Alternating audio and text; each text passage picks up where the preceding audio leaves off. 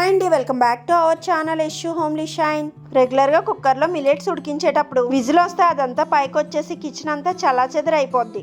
ఈ పద్ధతిలో చేస్తే వాటర్ కూడా బయటికి రాదు. రైస్ మానేద్దాం అనుకునే వాళ్ళకి మిల్లెట్స్ తో ఈ విధంగా తయారు చేస్తే రుచికరం అలాగే ఆరోగ్యకరం కూడా. ఈ రోజు స్పెషల్ వచ్చేసి కొర్రలతో పొంగలి మరి తయారు చేసేద్దాం, వచ్చేయండి. నేను ఇక్కడ కప్పుడు కొర్రలు తీసుకున్నాను. గిన్నెలోకి వేసి శుభ్రంగా 1-2 సార్లు కడిగేసి వాటర్ యాడ్ చేసి కనీసం 6 గంటల పాటు నానబెట్టుకోవాలి. ఇప్పుడు స్టవ్ వెలిగించి పెనం పెట్టేసుకుని కొర్రలు ఎంతైతే తీసుకున్నామో అంతే క్వాంటిటీలో పెసరపప్పును తీసుకుని చిన్న మంట మీద దోరగా మంచి కలర్ వచ్చేంత వరకు ఫ్రై చేసుకోవాలి. ఇలా ఫ్రై అయిన తర్వాత వేరొక గిన్నెలోకి తీసేసుకుందాం.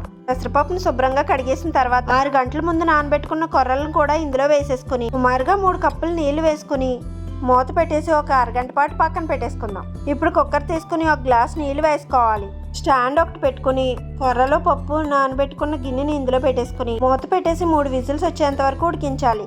మిల్లెట్స్ ఏదైనా కావచ్చు, ముందు నానబెట్టుకుని ఈ పద్ధతిలో కనుక ఉడికిస్తే బయటికి ఏమాత్రం పొంగదు. ఉడకడం కూడా చాలా మెత్తగా ఉడికిపోతుంది. తాలింపు కోసం పొయ్యి మీద పెనం పెట్టేసుకుని 1 స్పూన్ నెయ్యి వేసుకోవాలి.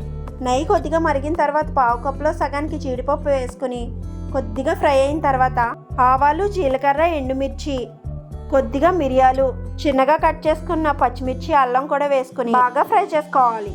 ఇప్పుడు ముందుగా ఉడికించి పెట్టుకున్న పప్పు కొర్రలను వేసేసి కొద్దిగా ఉప్పు, కొద్దిగా వాటర్ యాడ్ చేసి 10 నిమిషాలు సన్నమంట మీద ఉడికిస్తే ఈ కొర్ర పొంగల్ అయితే రెడీ అయిపోతుందండి. ఇలా చేసుకుని తింటే రైస్ కూడా వద్దంటారు, అంత బాగుంటుంది. ఇంకా మిల్లెట్స్ రెసిపీస్ మన ఛానల్లో చాలానే ఉన్నాయి, ఒకసారి చెక్ చేయండి. చూసారు కదండి, వీడియో నచ్చినట్టయితే ఒక లైక్ చేసి మన ఛానల్ని సబ్స్క్రైబ్ చేస్తే థ్యాంక్ యూ ఫర్ వాచింగ్.